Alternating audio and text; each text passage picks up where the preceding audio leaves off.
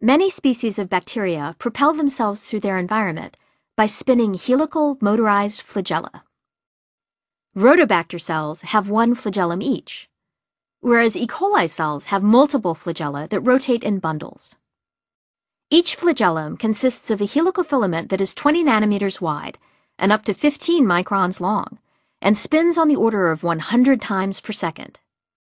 These animations show a series of schematized and speculative models about how bacterial flagella might function and assemble.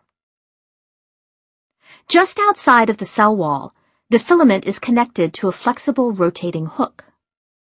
The filament, the hook, and a structure called the basal body, located below the cell surface, make up the three parts of the flagellum. The basal body consists of a rod and a series of rings embedded in the inner membrane, the peptidoglycan layer, and the outer membrane. Some of the rings make up the flagellar motor, which can be divided into two major parts: the stator, which is attached to the peptidoglycan layer, and as its name implies, remains stationary, and the rotor, which rotates. The motor derives its power from a proton gradient across the membrane. In this example, a high concentration of protons exists outside, and a low concentration exists inside the cell. The protons flow through the interface between two types of proteins, called mote A and mote B, that make up the stator. Mutational studies suggest that a conserved aspartic acid in mote B functions in proton conductance. Each stator contains two mote B proteins, and therefore also contains two of these important aspartic acids.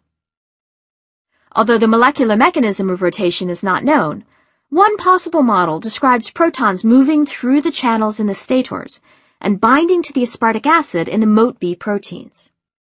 This binding causes a conformational change in mote A proteins, resulting in the first power stroke that moves the rotor incrementally. At the end of the first power stroke, the two protons are released into the cytoplasm.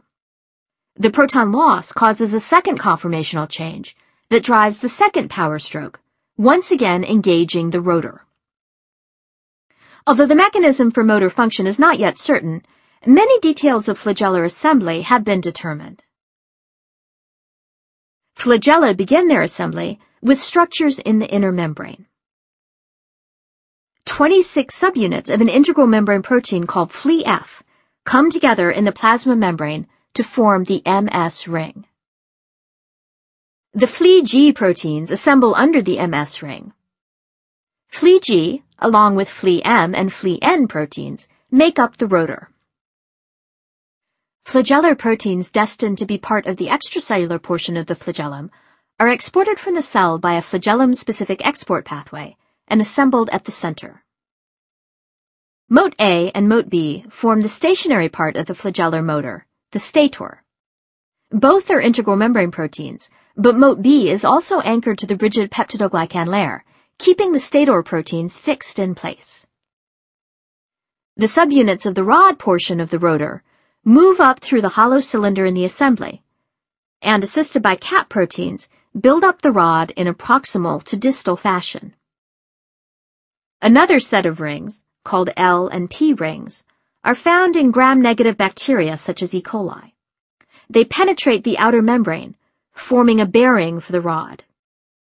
As the rod cap is exposed outside the L ring, it dissociates and is replaced by a hook cap that guides the assembly of the hook proteins.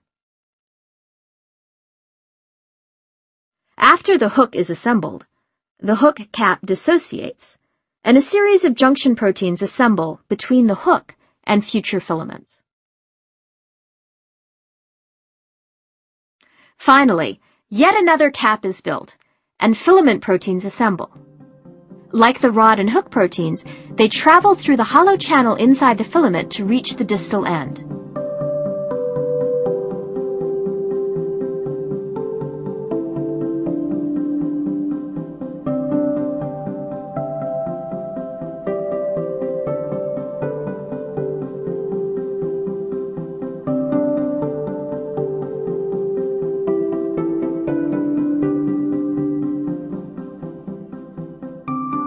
The cap rotates, which causes the subunits to build in a helical fashion. A complete filament can consist of 20,000 to 30,000 subunits.